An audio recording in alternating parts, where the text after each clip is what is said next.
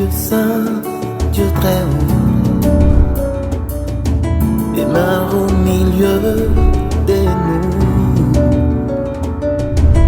Loin de ta voix, préserve-nous. Bien-aimés, soyez bénis au nom du Seigneur Jésus-Christ. C'est avec joie que nous venons dans votre maison, dans votre véhicule, du moins là où vous vous retrouvez, pour poursuivre avec cet enseignement sur comment expérimenter la délivrance des prisons de ténèbres. Lors de la dernière émission, nous avions expliqué que les mondes des ténèbres peuvent enchaîner quelqu'un dans son être intérieur. Le monde des ténèbres peut enchaîner quelqu'un en dehors de son être intérieur. Le monde des ténèbres peut enchaîner quelqu'un, emprisonner quelqu'un, tantôt dans son être intérieur, tantôt en dehors de son être intérieur. C'est comme ça qu'il y a des gens, apparemment, il est libre, mais sur le plan spirituel, cette personne est enchaînée, emprisonnée, soit au niveau de son âme, soit au niveau de son esprit, soit même au niveau de son corps. Il n'est pas libre. Mais il y en a d'autres qui apparemment sont libres, mais qui sont enchaînés à un endroit parfois éloigné physiquement, mais qui est un endroit spirituel. Nous avions bien sûr donné tous les détails. Si vous voulez vraiment connaître ces détails, référez-vous à la précédente émission. Là, nous avions expliqué qu'il y a des gens parfois qui sont emprisonnés sous les eaux, des gens qui sont emprisonnés soit dans les pandémoniums, c'est-à-dire les lieux où les sorciers se rencontrent pour pouvoir tuer les gens et faire du mal. Il peut être emprisonné soit dans un arbre, soit dans une montagne, soit dans une vallée, dans une forêt. Il y en a aussi qui sont emprisonnés dans des parcelles familiales, dans une mausolée, ou même emprisonnés dans une bibliothèque, dans une vieille école où il a étudié. En fait, il y a beaucoup d'endroits où les mondes des ténèbres emprisonnent des gens. Il y en a d'autres qui sont emprisonnés dans une marmite familiale ou même dans un cadenas, dans une bouteille ou dans une loge satanique, une loge mystique, etc. Il y a beaucoup d'endroits. Mais je vous avais dit que pour mieux discerner si vous êtes emprisonné ou pas, essayez de revoir ce que vous êtes en train de rêver. Souvent, vous rêvez de quoi? Il y a des gens qui rêvent qu'il est tout le temps dans la parcelle familiale, là où il avait grandi, ou dans une vieille école où il avait étudié, où il rêve qu'il est dans un arbre, il est dans une montagne, il est en train d'escalader une montagne, mais il n'arrive pas à atteindre ni le sommet et il n'arrive même pas à descendre. Il y en a parfois qui ont l'impression d'avoir vécu à un endroit donné. Il se retrouve à cet endroit-là, il se dit, j'ai déjà été à cet endroit. Mais c'est quand, comment? Il ne se souvient pas de quelle manière il est arrivé à cet endroit-là. C'est qu'il y a beaucoup de choses qui se passent. Vous savez, notre esprit saisit souvent des messages qui viennent des esprits. Il faut avoir le discernement et comprendre ce qui est en train de se faire. Alors, vers la fin, je vous ai dit, quel que soit l'endroit où vous aviez été emprisonné par le monde des ténèbres, il n'y a qu'une seule personne qui peut vous délivrer, vous sortir de cette prison, c'est le Seigneur Jésus-Christ. Que personne ne vous dise que vous êtes entre mes mains ici, personne ne peut vous arracher d'entre mes mains parce que je suis votre père, je suis votre mari, parce que j'avais donné mon argent, etc. Qu'on ne vous raconte pas des histoires. Le Seigneur Jésus-Christ est capable de vous sortir de cette prison. Nous allons aujourd'hui, dans ces derniers chapitres, voir comment vous pouvez sortir des prisons des ténèbres. C'est un chapitre très important. Je vais peut-être donner quelques détails, mais je ne saurais pas entrer en profondeur. Et J'ai dit que le Seigneur Jésus-Christ est le seul capable de vous sortir de cette prison. Pour quelle raison? Premièrement, la Bible nous dit que devant lui, le séjour des morts est nu, l'abîme n'a point de voile. Ça, c'est dans Job 26, verset 6. Devant le Seigneur Jésus-Christ, tout est clair, tout est à nu. Quel que soit l'endroit où vous aviez été emprisonné, il n'y a que le Seigneur Jésus-Christ qui connaît cet endroit-là. Et il est le seul capable de pouvoir y entrer et de vous sortir, quel que soit ce qui a été fait.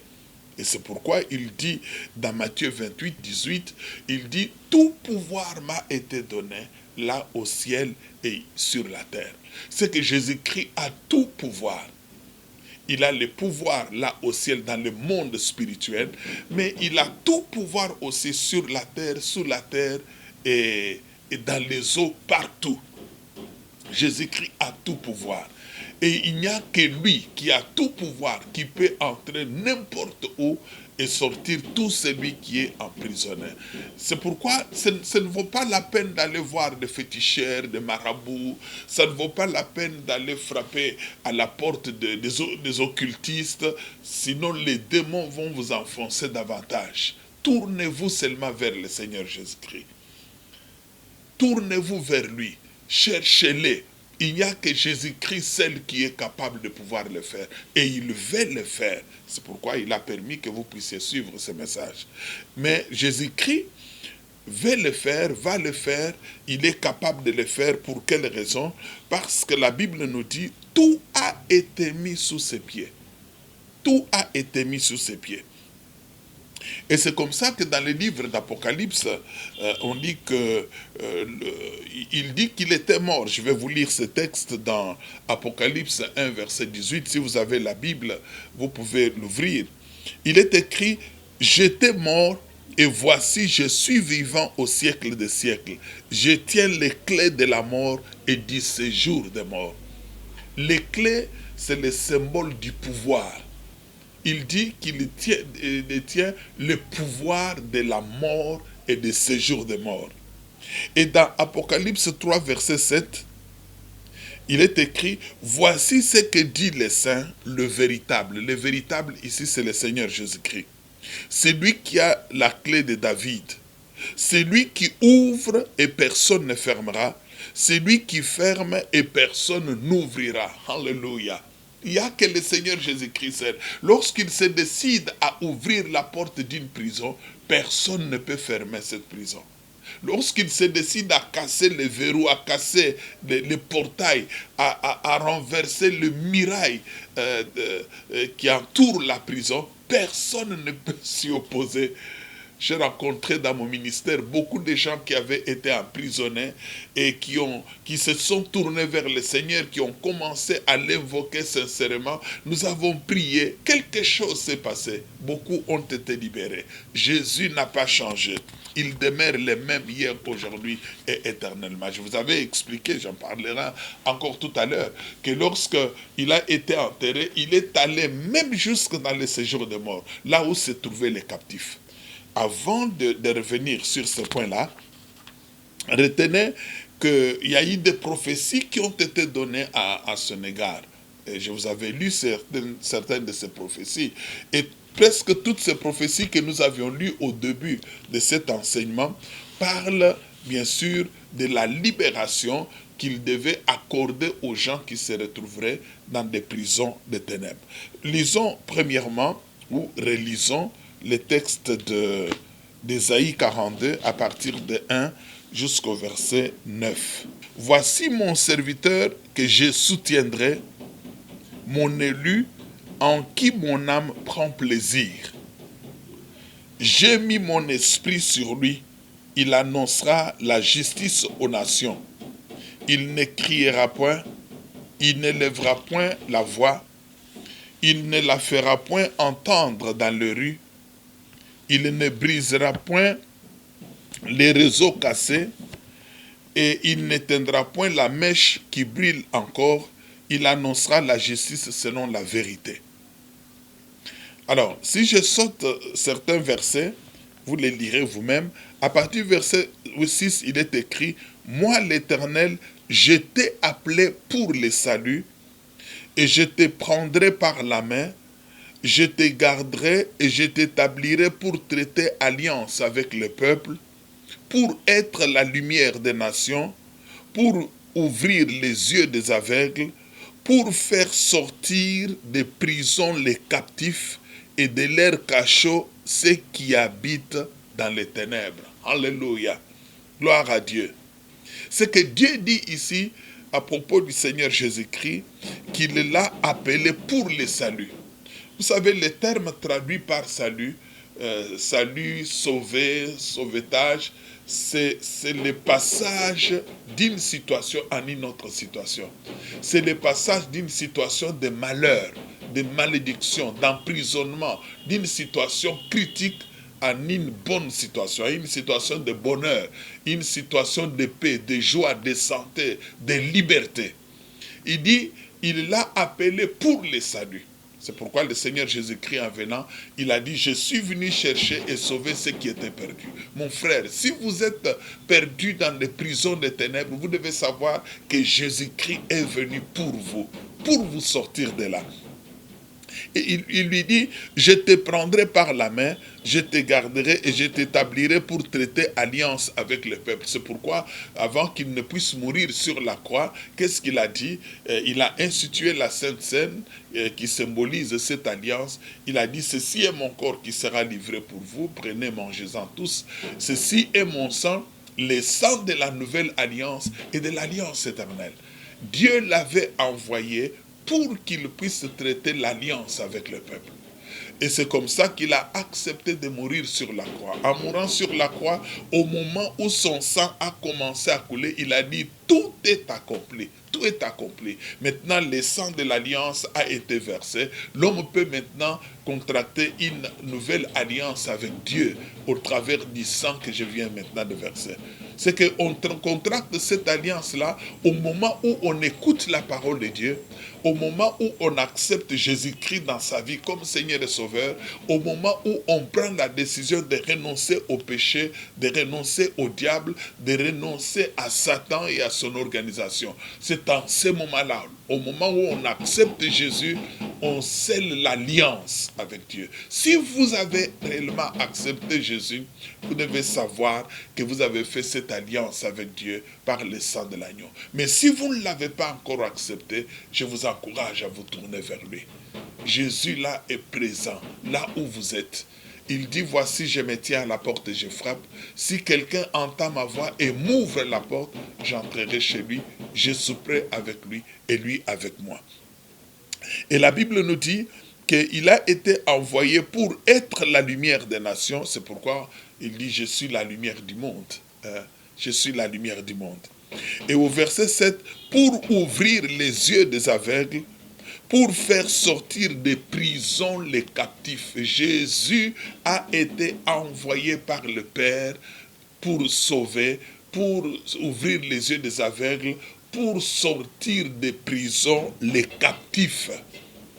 Et de leurs cachots, ceux qui habitent dans les ténèbres. Ceux qui habitent dans les ténèbres, c'est là d'où nous avons tiré les thèmes des prisons des ténèbres. Vous vous retrouvez dans des prisons de ténèbres, enchaînés par des puissances sataniques. Vous devez savoir que l'une des raisons pour lesquelles Jésus-Christ était venu sur terre, l'une des raisons pour lesquelles Jésus-Christ était mort sur la croix, l'une des raisons pour lesquelles Jésus-Christ est sorti de la tombe, c'était pour vous sortir de cette prison, que vous deveniez libre. C'est pourquoi il dira plus tard, si le Fils vous a franchi, vous serez réellement libre. Oh, vous devez être libérés parce que c'est la volonté de Jésus, parce que c'est la mission de notre Seigneur Jésus-Christ. Et si vous lisez encore, toujours dans Ésaïe, des prophéties qui concernent notre Seigneur Jésus-Christ, mais cette fois-ci, Ésaïe 61. Dans Ésaïe 61, verset 1 jusqu'au verset 11, Ésaïe 61, verset 1 à 11, là-bas, il est écrit, l'Esprit du Seigneur l'Éternel est sur moi, car l'Éternel m'a oint pour porter de bonnes nouvelles aux malheureux, Il m'a envoyé pour guérir ceux qui ont le cœur brisé, pour proclamer aux captifs la liberté et aux prisonniers la délivrance. Alléluia. Alléluia. Pour publier une année de grâce de l'Éternel et un jour de vengeance de notre Dieu pour consoler tous les affligés. C'est que le Seigneur a été envoyé pour annoncer la bonne nouvelle aux pauvres, envoyé pour guérir ceux qui ont le cœur brisé, mais envoyé pour proclamer aux captifs la liberté. La liberté. Vous devez être libre, libre dans votre corps, libre dans votre âme, libre dans votre esprit. C'est la raison pour laquelle Jésus-Christ était venu, afin que vous soyez libre pour servir les grands dieux. Vous devez être libre, libre de toute forme d'emprisonnement, quel que soit ce qui a été fait, quelle que soit l'alliance satanique que vous aviez contractée, que vous soyez retenu dans une bouteille, dans un cadenas, dans une loge mystique, sous les eaux, les ruisseaux, la rivière, dans la parcelle familiale. Je vous déclare libre. Vous devez être libre, car c'est la volonté de notre Dieu et c'est sa mission. C'est la raison pour laquelle Jésus-Christ était venu. Bien-aimés, je vous demanderai de lire posément tous ces textes qui parlent de la mission de notre Seigneur Jésus-Christ. C'est comme ça que lorsque le Seigneur Jésus-Christ est venu, l'une des premières choses qu'il a faites après avoir jeûné, prié et tout ça, il est entré dans la synagogue. Là, on lui a remis les rouleaux du prophète Ésaïe et il a pris les textes les concernant, il a commencé à lire. Il a dit, l'Esprit du Seigneur est sur moi parce qu'il m'a oint pour annoncer une bonne nouvelle aux pauvres. Il m'a envoyé pour guérir ceux qui ont le cœur brisé, pour proclamer aux captifs la délivrance et aux aveugles le recouvrement de la vue, pour renvoyer libres les opprimés, pour publier une année de grâce du Seigneur. Et la Bible ajoute, alors il commença à leur dire, aujourd'hui cette parole de l'Écriture que vous venez d'entendre est accomplie. Alléluia. Est accomplie. Ça c'est dans Luc chapitre 4, verset 18 jusqu'au verset 21. C'est ainsi que vous avez vu que lorsque le Seigneur Jésus-Christ a commencé à marcher à Jérusalem physiquement à cette époque-là, la Bible nous les renseigne, et il a commencé à guérir les malades, à ressusciter des morts, à purifier les lépreux, à libérer tous ceux-là qui étaient emprisonnés d'une manière ou d'une autre. Il a guéri l'homme qui avait la main sèche, qui n'arrivait pas à bouger avec sa main. Il lui a dit, tends ta main. Cet homme a été guéri. Et le Seigneur Jésus-Christ a délivré de la prison cette femme qui avait la bosse derrière et qui ne pouvait pas se redresser. Il lui a dit, femme, tu es délivrée de ton infirmité. Il lui a imposé les mains. Quelque chose s'est passé. Et l'enfant qui souffrait de l'épilepsie, qui était tout le temps tourmenté par des démons qui venaient, qui l'agitaient, qui le jetaient dans l'eau, dans le feu et tout ça. Lorsqu'on l'a amené auprès du Seigneur, le Seigneur a ordonné aux démons de le quitter et de ne plus jamais revenir. Et ce garçon a été complètement libéré. Et les fous de Gadara, nous en avions parlé lors de la précédente émission, c'est que qui vivaient au cimetière possédaient des milliers et des milliers de démons. Lorsque le Seigneur Jésus-Christ est passé par là, il a ordonné à tous ces démons de quitter cet homme. Cet homme a été délivré totalement et finalement il a décidé de quitter la prison décidé de quitter le cimetière parce qu'il avait été délivré par le Seigneur Jésus-Christ. Je n'ai pas le temps de vous parler de ces sourds muets guéris, délivrés par le Seigneur, ou de ces muets, de ces lépreux. Je n'ai pas le temps de vous parler de Marie de Magdala qui était possédée de plusieurs démons, qui lorsqu'elle est entrée en contact avec le Seigneur Jésus-Christ, le Seigneur a ordonné à ces démons de la quitter et cette femme a été complètement libérée et désormais elle a commencé à suivre partout le Seigneur Jésus-Christ et tout ça. Et la Bible nous dit que le Seigneur, lors de son passage sur la terre, physiquement, il a accompli beaucoup d'autres miracles. Il a libéré beaucoup d'autres personnes. Mais les quelques miracles ici, on a raconté pour que tous ceux-là qui vont entendre cela, qu'ils croient que Jésus-Christ est le Fils de Dieu. Ça, c'est dans Jean chapitre 20, versets 30 à 31, il est écrit ceci: Jésus a fait encore, en présence de ses disciples, beaucoup d'autres miracles qui ne sont pas décrits dans ces livres. Mais ces choses ont été écrites afin que vous croyiez que Jésus est le Christ, le Fils de Dieu, et qu'en croyant, vous ayez la vie en son nom. En croyant que vous ayez la vie en son nom. Jésus est le Tout-Puissant. Jésus est le maître de toutes choses. Jésus-Christ n'est pas sous la terre. Jésus-Christ est sorti de la tombe 3 jours après. Jésus-Christ est vivant.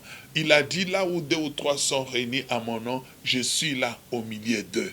Jésus est là où vous êtes. Vous êtes en train de me suivre. Il n'a pas changé. La Bible nous dit que lorsqu'il est mort, il y a eu des choses qui s'étaient passées.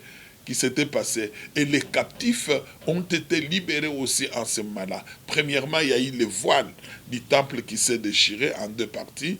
Il y a eu les tremblements de terre. Il y a eu les rochers qui se sont fendus. Il y a eu les tombeaux qui se sont ouverts. Et les saints morts sont ressuscités, sont sortis de la tombe.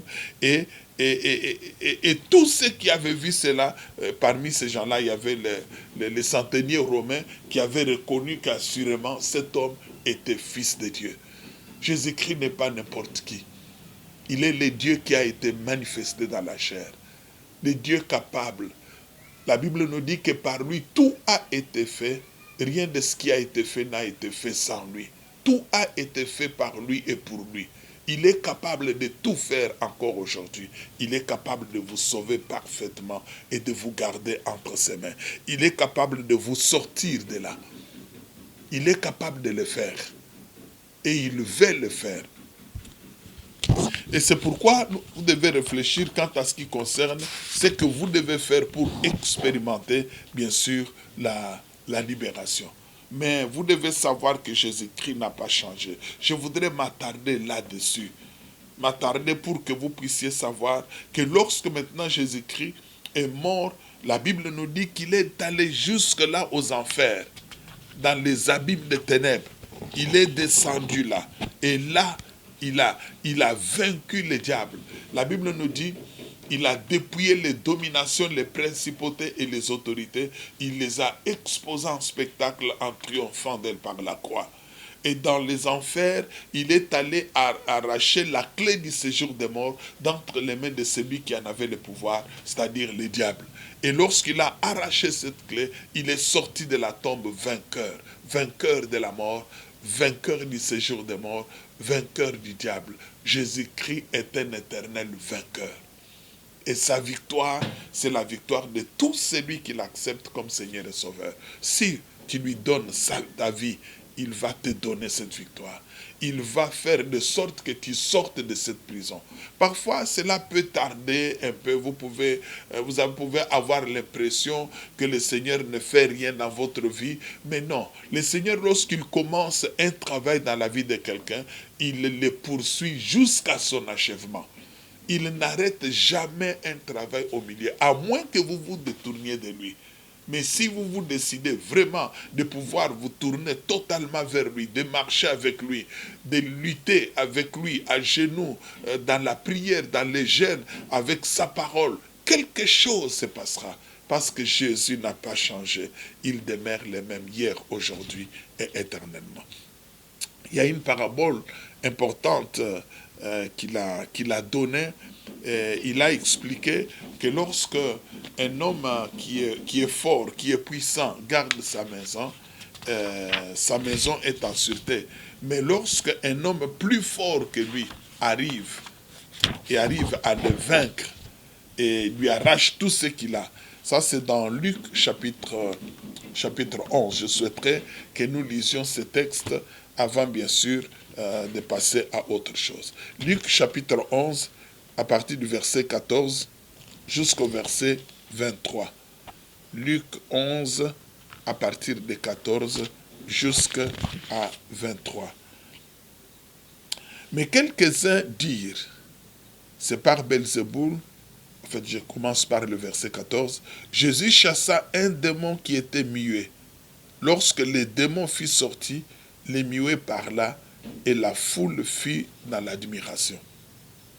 Mais quelques-uns dirent, c'est par Belzéboul, le prince des démons, qu'il chasse les démons. Et d'autres, pour l'éprouver, lui demandèrent un signe venant du ciel. Comme Jésus connaissait leurs pensées, il leur dit, tout royaume divisé contre lui-même est dévasté, et une maison s'écroule sur une autre. Si donc Satan est divisé contre lui-même, comment son royaume subsistera-t-il, puisque vous dites que je chasse les démons par Belzéboul?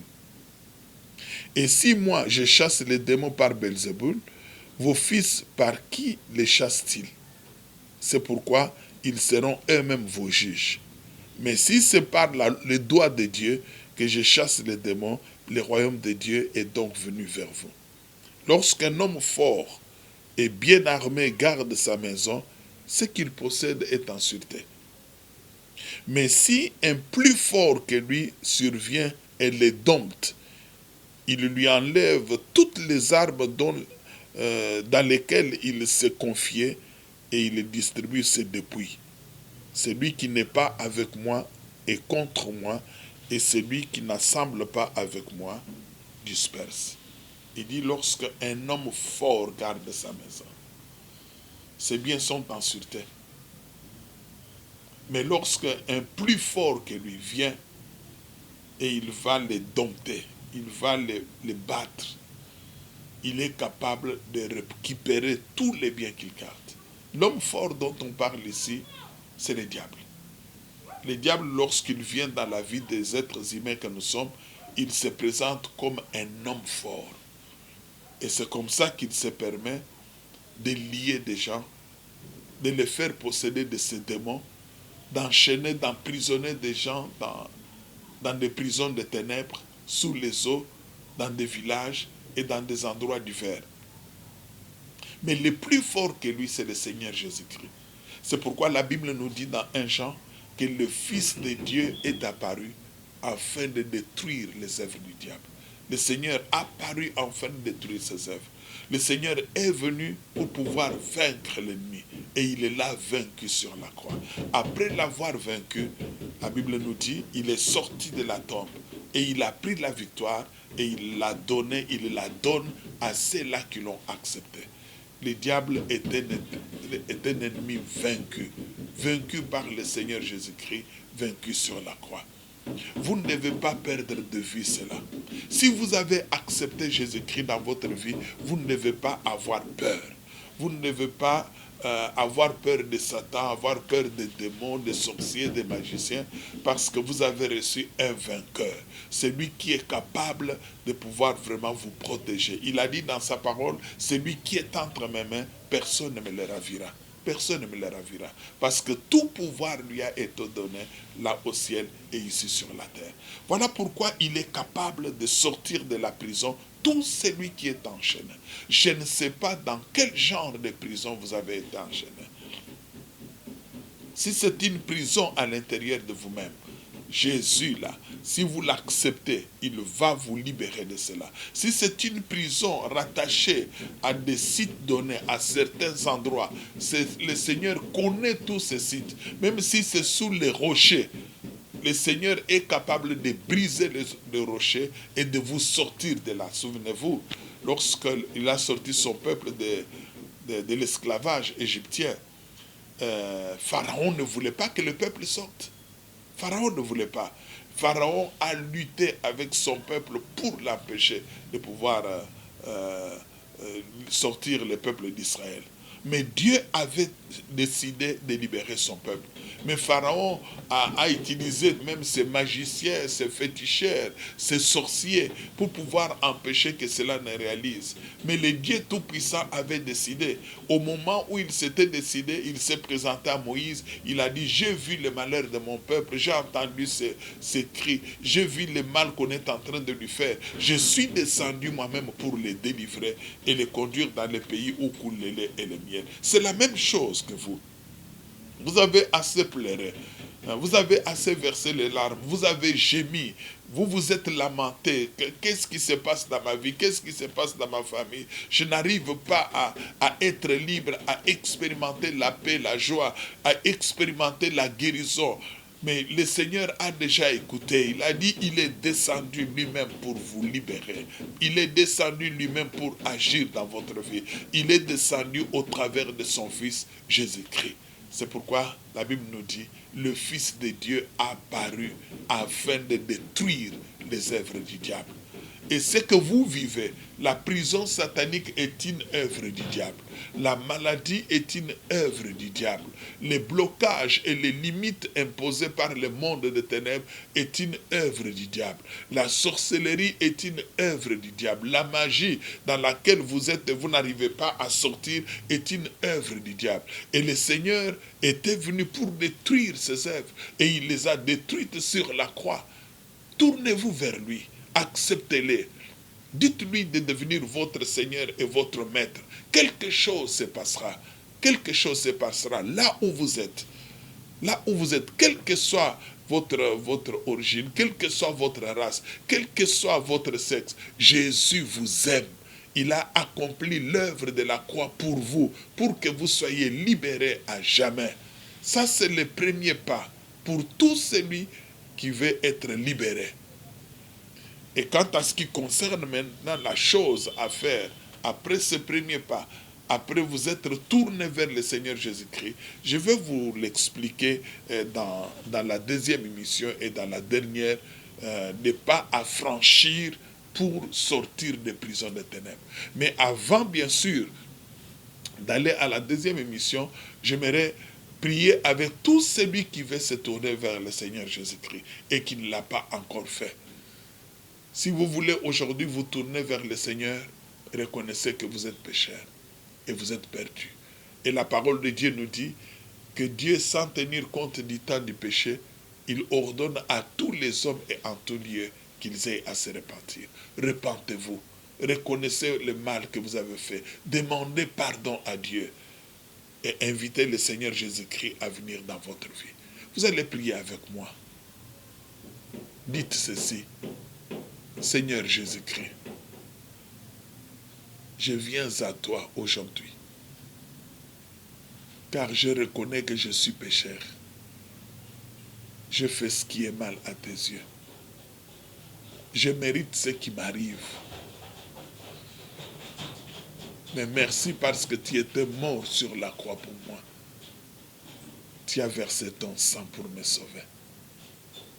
Aujourd'hui, j'ouvre la porte de mon cœur. Je t'invite à venir dans ma vie. Je t'accepte, Seigneur Jésus-Christ, comme mon seul Seigneur et Sauveur. Aujourd'hui, je renonce à Satan. Je renonce aux démons. Je renonce à l'alliance que j'avais faite avec le monde des ténèbres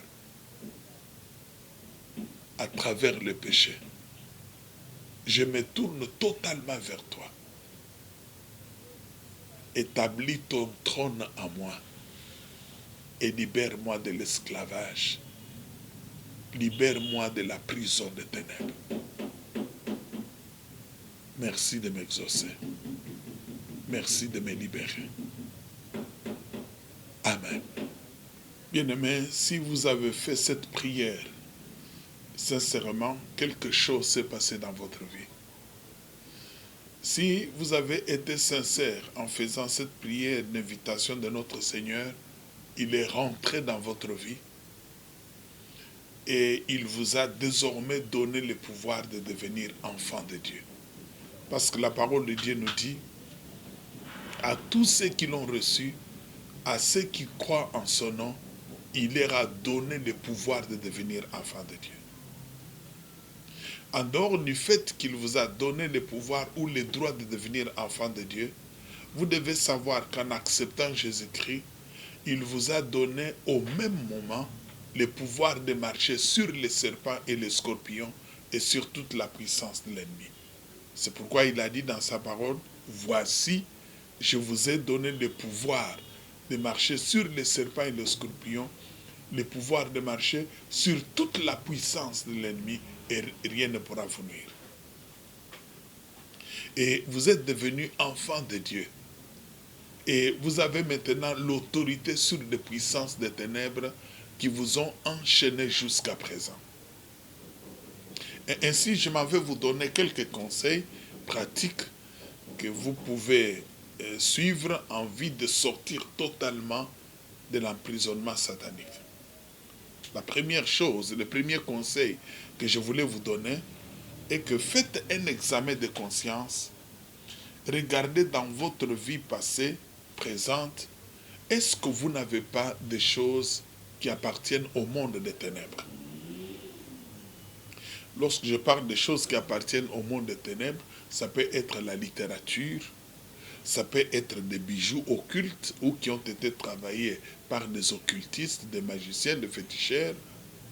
Ça peut être de l'argent sale. Ça peut être les fétiches. Ça peut être des porte-bonheur. Ça peut être un héritage magnifique que vous aviez reçu de votre père, de votre mère, qui vous a dit ça va vous protéger, ça va vous attirer la chance, ça va vous attirer l'argent, etc. Si vous gardez, aussi longtemps que vous garderez ces choses-là, le monde des ténèbres aura toujours le dessus dans votre vie, aura toujours le droit d'opérer dans votre vie et de vous maintenir dans la prison des ténèbres. Que faut-il faire? Il faut vous débarrasser de ces choses. C'est comme ça que dans les Actes des Apôtres, la Bible nous dit que plusieurs de ceux qui avaient pratiqué les arts magiques apportaient leurs livres, leurs histoires de magie devant les serviteurs de Dieu et on les brûlait devant tout le monde. Et c'est comme ça qu'ils se détachaient totalement de ces choses et ils étaient libérés. Cherchez dans votre entourage un serviteur de Dieu, une servante de Dieu.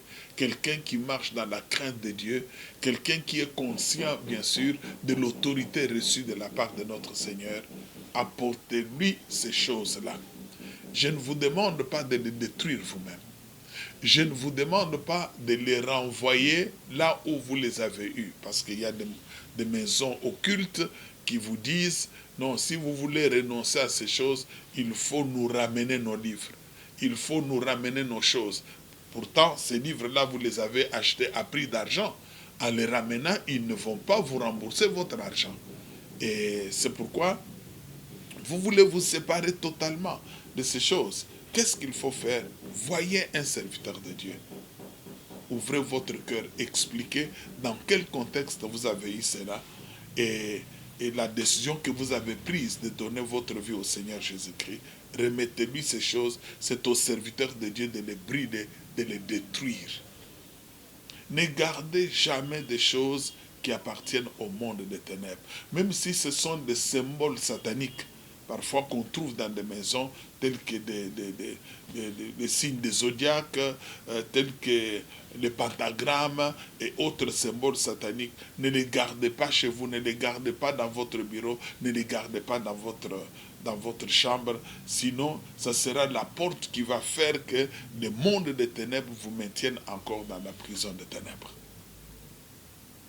Autre chose, peut-être c'était suite aux fétiches, suite à certaines pratiques que vous vous êtes retrouvés dans des loges, dans des prisons de ténèbres. Parfois, lorsque vous avez été consulté des féticheurs, on vous avait demandé votre chemise, votre pantalon, votre pagne, on vous avait demandé certaines choses de votre corps, même de vos cheveux, vos ongles, on avait demandé telle ou telle autre chose comme pour vous protéger. Et vous croyez qu'on était en train de vouloir vous protéger, or on vous emprisonnait. Alors, qu'est-ce qu'il faut faire? Il faut, bien sûr, en entrant en contact avec les serviteurs de Dieu, avouer ce que vous aviez fait. Avouer ce que vous aviez fait. Mais avant d'y aller, il faut faire la prière de renoncement. Je renonce à l'alliance que j'avais faite avec le monde des ténèbres à travers ma chemise, à travers mon habit que j'avais déposé chez les féticheurs, à travers telle ou telle autre chose que j'avais déposé chez les magiciens, à travers telle ou telle autre chose que j'avais faite. C'est que vous devez renoncer à cela. Je renonce à cela au nom du Seigneur Jésus-Christ. Vous, esprit impur qui me poursuivez, qui m'emprisonnez à cause de cela, je vous commande de me lâcher, de me quitter, aller demeurer dans les lieux arides au nom de Jésus-Christ. C'est que vous devez commander à ces esprits-là de vous quitter. Parce que le Seigneur a dit dans sa parole, voici les miracles qui accompagneront ceux qui auront cru. À mon nom, ils chasseront les démons. C'est que vous avez reçu le pouvoir de devenir enfant de Dieu, le pouvoir de marcher sur les serpents et les scorpions. Vous avez le pouvoir de chasser aussi ces démons-là. Alors, autre chose pour... si vous entrez en contact avec les serviteurs de Dieu, ils prient pour vous. Vous devez vous attacher à la parole de Dieu. Vous devez vous attacher à l'église chrétienne. Vous devez vous attacher aux enfants de Dieu. La parole de Dieu va vous éclairer sur bien des choses. L'attachement de la parole de Dieu à la parole de Dieu ne signifie pas que vous devez avoir la Bible, la garder à la bibliothèque ou la garder au chevet du lit ou en dessous bien sûr de l'oreiller. Non. La parole de Dieu, pour qu'elle devienne forte, vous devez la méditer jour et nuit. Méditez-la jour et nuit. Commencez la méditation par le Nouveau Testament, par l'Évangile selon Matthieu. Lisez au moins un chapitre de la parole de Dieu chaque jour. Lisez d'une manière systématique jusqu'à la fin et ensuite vous allez dans l'Ancienne Alliance. Faites cette méditation-là. Méditez la parole de Dieu chaque jour. Ayez l'habitude de prier. Ayez l'habitude de prier. Réveillez-vous la nuit, priez. Avant de manger, priez. Avant de sortir, priez. Avant de faire quoi que ce soit, que tout, invoquez le nom de Jésus-Christ. Demandez-lui de prendre le contrôle de toutes choses.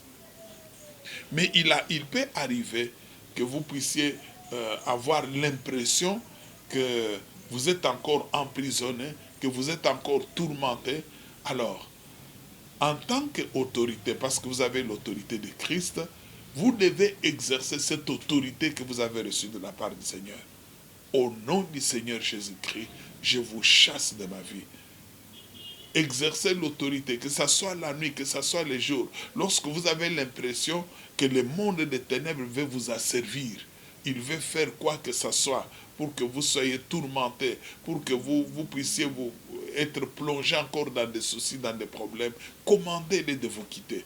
Pierre dit, le diable rôde comme un lion rugissant, il cherche qui il peut dévorer, mais résistez-lui avec une foi ferme, tout en sachant que les mêmes souffrances sont imposées à vos frères dans le monde. Vous devez lui résister. Mais je vais prier pour vous maintenant. Inclinez-vous dans la prière. Seigneur Dieu notre Père, je viens avec mon frère, avec ma sœur, avec cette famille devant ton trône pour implorer ta grâce. Merci pour ton amour envers nous, envers mon frère et ma sœur, ce grand amour que tu nous as manifesté au travers de ton Fils bien-aimé. Lui que toi tu avais mandaté pour nous sortir de la prison. Et il est mort sur la croix pour cela, en remportant la victoire sur le diable. Et sa victoire est notre victoire.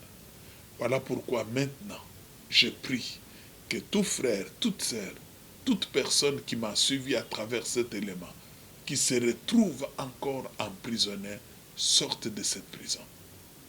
À cause du nom de Jésus. Ainsi, en vertu de l'autorité reçue de la part de Jésus, je vous commande, esprit impur, vous qui maintenez mon frère, ma sœur, dans la prison des ténèbres, je vous commande de les lâcher immédiatement, au nom de Jésus-Christ.